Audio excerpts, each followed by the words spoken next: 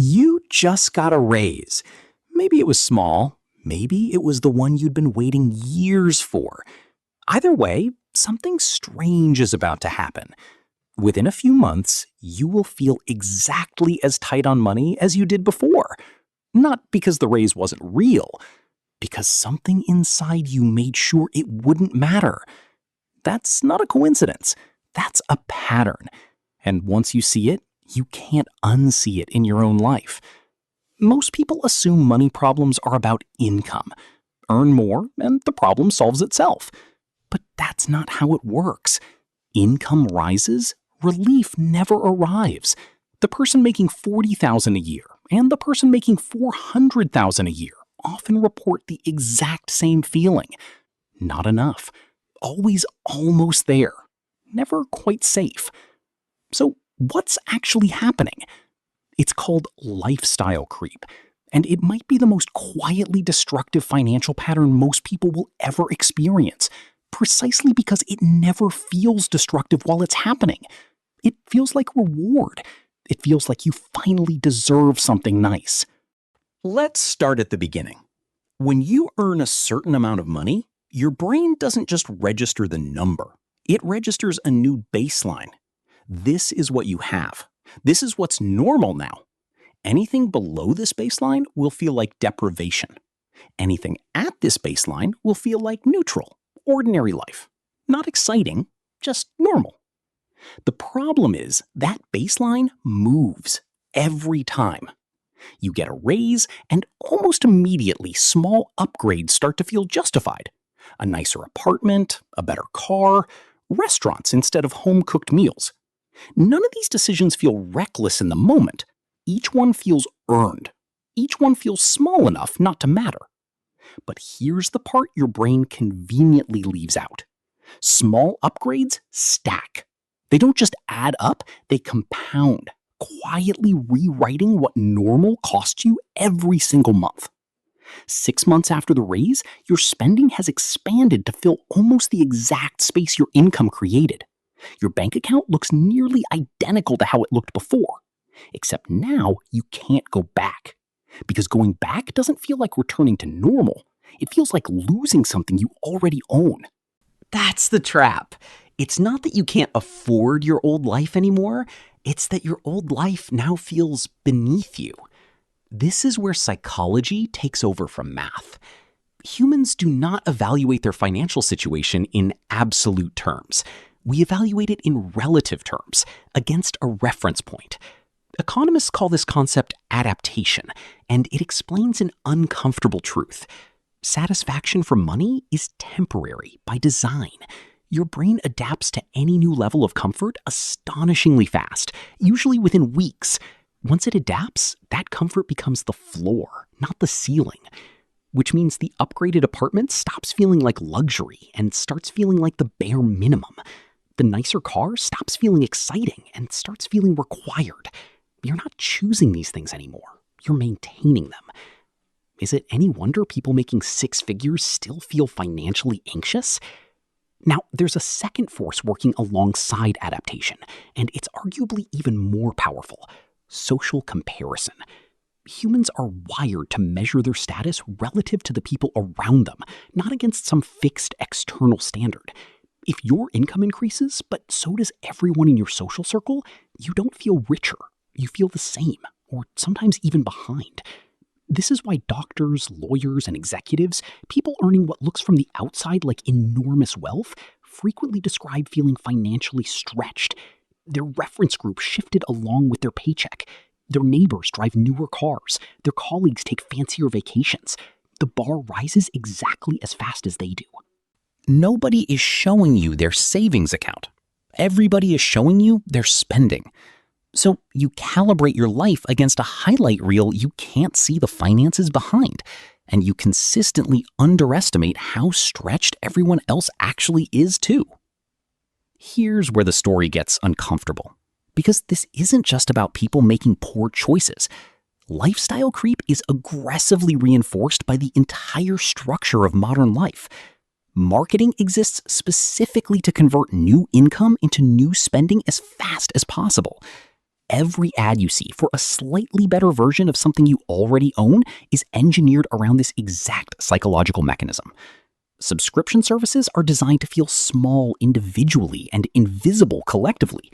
Credit systems are built to let you borrow against a lifestyle before you've actually earned it, which accelerates the creep even faster than income alone ever could. None of this requires you to be careless. It only requires you to be human, existing inside systems built to exploit exactly how human psychology works. But knowing the mechanism is where you start to take back control. The first shift is recognizing that lifestyle creep isn't triggered by big decisions. It's triggered by dozens of small ones, each easy to justify in isolation. You rarely wake up one day and decide to double your monthly expenses. You upgrade one thing at a time, and each individual upgrade feels completely reasonable. The danger was never any single choice. The danger is the accumulation nobody's tracking. This is why so many people are shocked when they actually add up their monthly spending. Not because any one expense seems unreasonable, but because the total reveals a pattern they never consciously chose. So what actually breaks the cycle? The answer isn't willpower, and it isn't restriction either. Pure restriction rarely lasts because it fights directly against the adaptation mechanism we just described. Deprivation feels like loss, and loss is exactly what your brain is wired to avoid. Instead, the real solution is designing your financial life so that lifestyle creep has nowhere to attach itself. This starts with a concept called paying yourself first. Instead of saving whatever happens to be left after spending, you flip the order entirely. The moment income arrives, a fixed percentage moves automatically into savings or investments before you ever see it as available money. Your brain never adapts to money it never had access to in the first place. What you don't see, you don't miss. This single structural shift is more powerful than almost any budgeting technique because it removes willpower from the equation entirely. You're not resisting temptation every single day. You're removing the temptation before it ever reaches you. The second shift involves raises specifically, because raises are the single biggest trigger for lifestyle creep. Financially disciplined people don't treat a raise as new spending money. They treat it as new savings money. A common and highly effective approach is committing a fixed percentage of every future raise, often around half, directly into savings or investments before adjusting spending at all. This allows your lifestyle to improve gradually, while your savings rate compounds dramatically over time. You still get to enjoy some of the increase.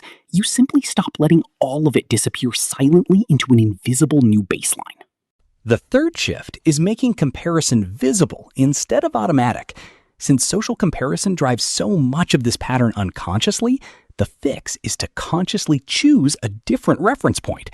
Instead of comparing your spending to your peers' visible lifestyles, compare your current self to your past self.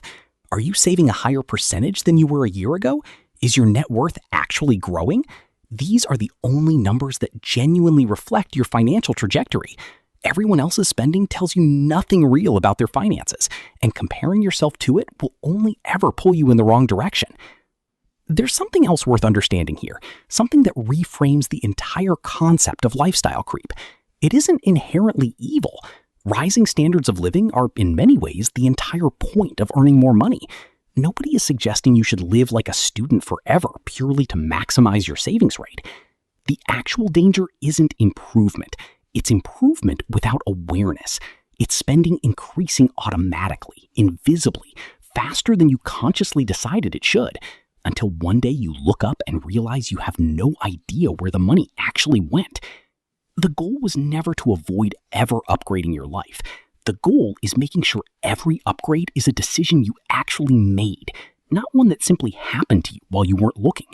Think about the number that actually matters here. Not your income, not your spending, the gap between them. That gap is the only number that determines whether you're building wealth or merely maintaining an increasingly expensive treadmill. Grow the gap, even slightly, and compounding starts doing enormous work on your behalf, quietly, over years, largely without your daily attention. ignore the gap, and it doesn't matter how much your income eventually grows. The finish line simply keeps moving with you, always exactly one raise ahead, forever just out of reach. So the next time you get a raise, notice the impulse that follows almost immediately. That instinct to upgrade something, that feeling that you finally earned an improvement. It isn't wrong to want more, but pause just for a moment and ask yourself a simple question. Am I choosing this, or is this simply happening to me? Because that pause, small as it seems, is the entire difference between a life that quietly expands to consume every dollar you'll ever earn and one where more money actually turns into something you keep. You didn't get a raise so nothing would change. You got a raise so you'd finally have a choice. The only question left is whether you're going to make it.